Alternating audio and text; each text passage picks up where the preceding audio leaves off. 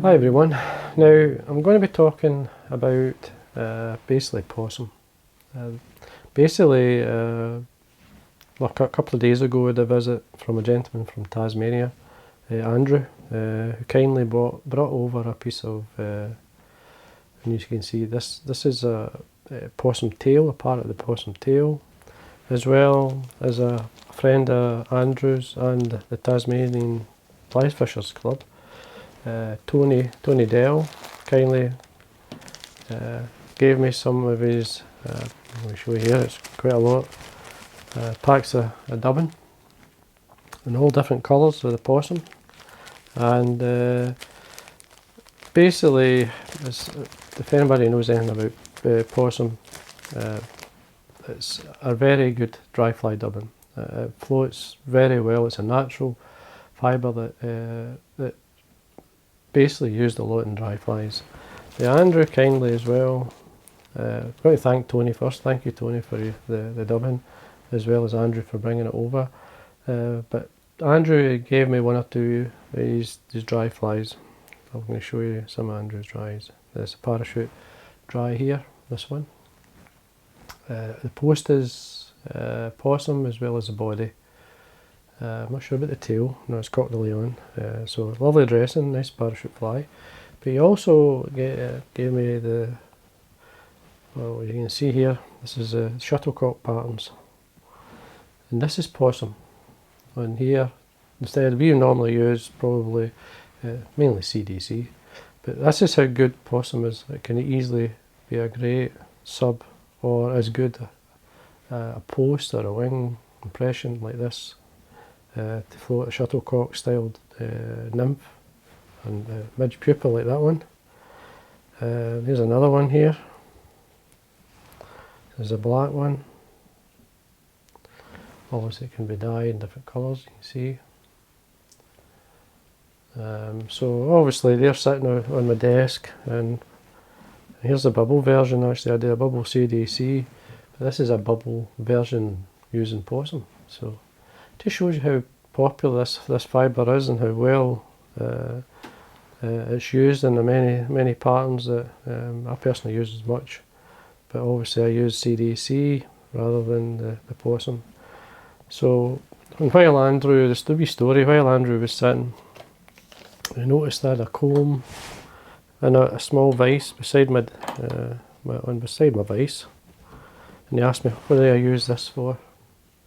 Now I'll put it in my vise if I can. Can I? No, I can't. Basically, I've got the possum. I says, well, what I do with that is when I'm tying salmon flies mainly, or when I'm using, depends on the hair, I'll take a cut off, and this is possum. I'll just run it through, just to clean the ends, and either remove the dubbing or whatever. Now I did that, and I sat the piece on my desk. So, being a tired after Andrew left, and Andrew's flies are sitting on my desk, I picked up the piece that was on my desk, and I basically messed about with it a wee bit, and I tied, because he's tying these flies, I tied the Dynamite Harry using the piece on my desk. As you can see, these are the hairs. This is the thicker fibre at the base of the fur. And I mean, obviously, then I get carried away. I mean, using the dubbing, I thought, right, how could I use the dubbing as well? So what I'd started doing was, obviously I went to the next stage, I put a tail on the same fly, made this as a Marks Brown style one, which has been very, very good to me. I'll probably zoom in a wee bit so you can see this. So there it's there, and I thought, right, how could I use the different coloured dubbings that Tony sent. So I tied the caddis, tied a large sort of chocolate brown type caddis using the fur, the same style, the same way I'd use the Anatron or the Polypro or the Ultra Dry Wing. There's lots of, as I say, out there. Then I tied a smaller one. You see, it's ideal.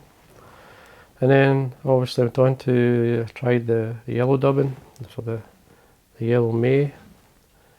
This is a stronger yellow though. What I find in the packets, some hairs shorter than the others, and the bright yellow, which I would probably use, it was just a wee bit short, so I went on to this is one is basically, this is Possum bleached floral yellow, a fluorescent yellow. This is the Vineyard dyes. So this is the colour. It's quite a nice strong colour, so very good, ideal for a sulphur or a yellow maize, we say. And then I see how small I could go, so I went down to, I've got here a size, this is size 20, and again it was working away fine, and went on to slightly lighter colours just to see what it was like. And this is the natural mainly, because the natural colour is, the possum is a grey, it's this grey, then there's a wee bit of light tan at the base here as well. So basically that's what I did, and great, and I mean from the original first go, but this is how the story goes, and this is how you could develop or just use a material. I mean, if it wasn't for Andrew's flies and him using all the different methods, I probably wouldn't have put it on this, but as you can see, it's actually very good. I'll be tying a few of these and trying them, see how they work out. And so there we are, just a wee quick story on what happened a couple of days ago and how you could actually come up with a fly. I mean, to give you an idea how the wing, I'll just quickly grab a hook. So I'll get, say, size 16. That's tied on a size 14, that one I just held up. I'll tie the smaller size just to see. 16 is basically equivalent to a 14 really in this style of hook, because this is the check nymph. Come in a wee bit closer so you can see. Now the piece I just took off is it's here. Oh no, oh yeah, that's it. So there we've got the piece here. So we've got, looking at it, we've got the tapered ends here. But what I did do was I just sat and then shortened it, brought it in to get the length I was wanting and the amount of material. So, and I just roll it in my fingers. Obviously to tie it on I need a thread. Now I'm just going to use this grey, so it's just a unique grey thread here. Just run the wax through it. Squeaky bob and hold it. So basically put some thread down to the point of the hook. So I've got the possum here. So I'm just going to roll the very end. So this is the tapered ends. So we've got a nice taper there. I'm going to catch this on the top. It's 3 or 4 turns now. Just make sure you wax your thread. And I'm just going to check my length. See what that's like first. Now it's just a wee touch too long, so I'm going to go back. Just going to pull it, take out 1 or 2 of the longer fibres. Again, roll it. See the length. See, there's the taper you want there. If you want it longer, then you can do it longer if you want it.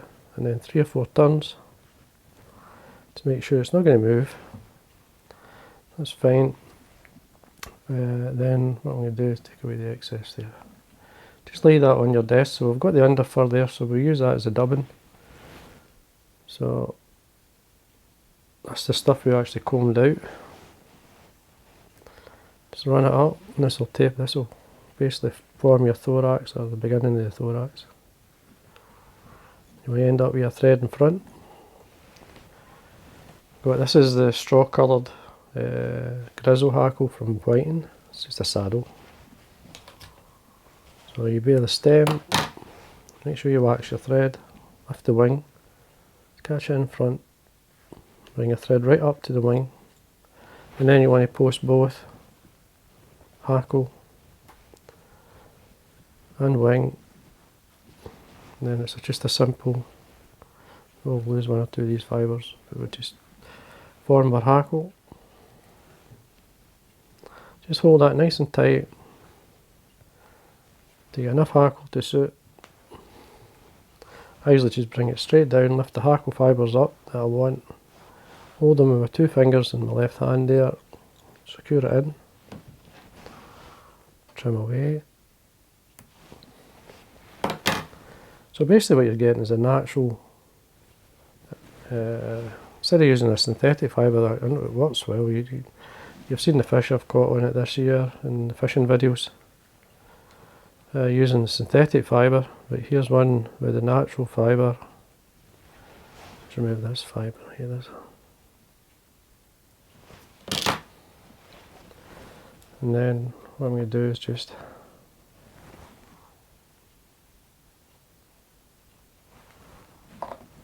varnish onto my thread, lift the hackle out of the way, any fibre,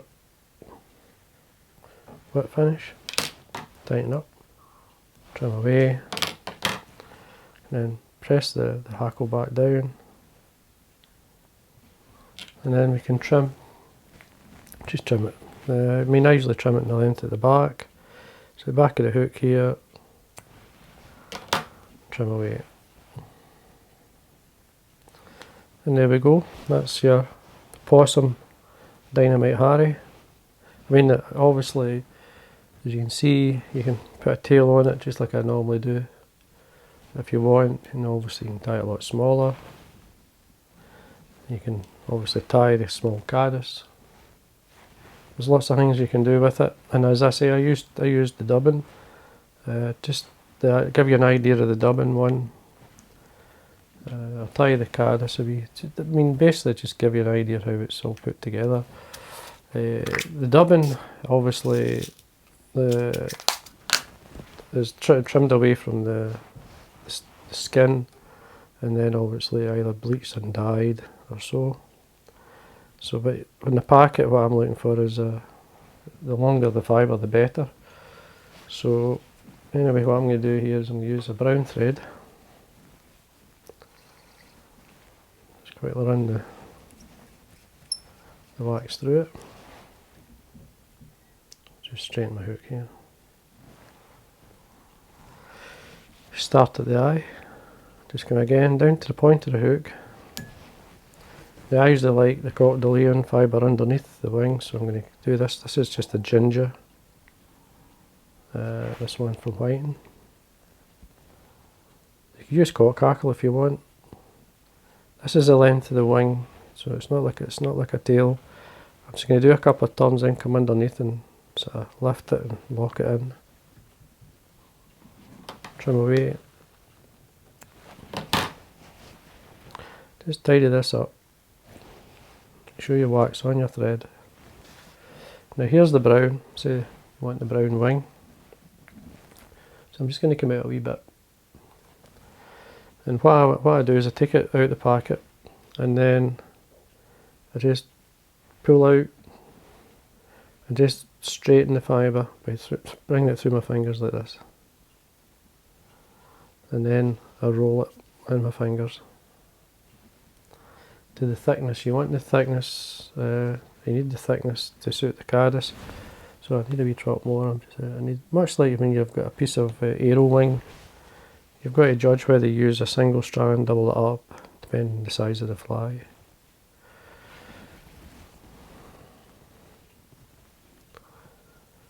So you can pull it together. Again, rolling it just gives you an idea. Obviously you want it as long as the fibre, or slightly longer, so you can either trim it, just like you would do with the Antron. So when you catch this on, a good half dozen turns to make sure it's not going to move. Before you go any further, just check the wing, whether it's going to be good enough. So I'm going to just slightly trim this just to give me an idea.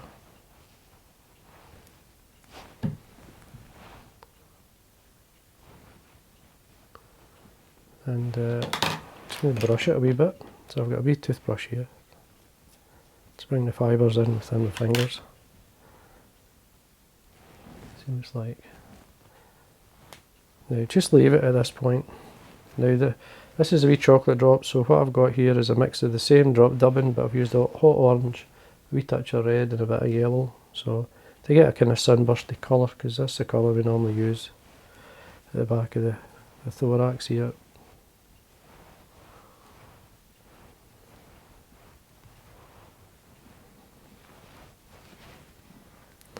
Make sure you've got a good 2 or 3 mil at the front, and then you can use a chocolate brown coloured hackle. So I've got, this is a dry fly hackle I've got dyed. It's basically a what do you call it? A Royal Coachman. It's from Whiting. Again, a bit of wax on my thread. Take it up, and then we're going to post both the hackle and the post. It's actually a hackle post rather than a wing post now. It's just then wind our hackle, we do a turn, next one under that, and again nice and tight. Once you've got enough hackle, you check what it's like, and you put another turn or so in. It just depends on the hackle.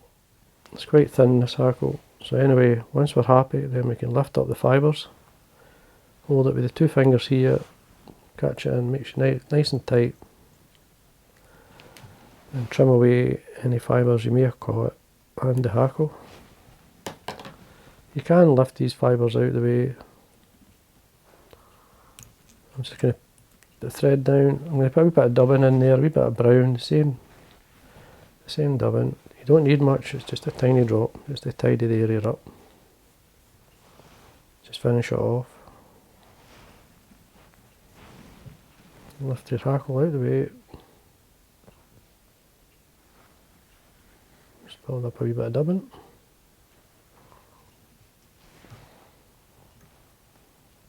Dub's really easy, the possum. And then a wee bit of varnish on my thread, and then finish.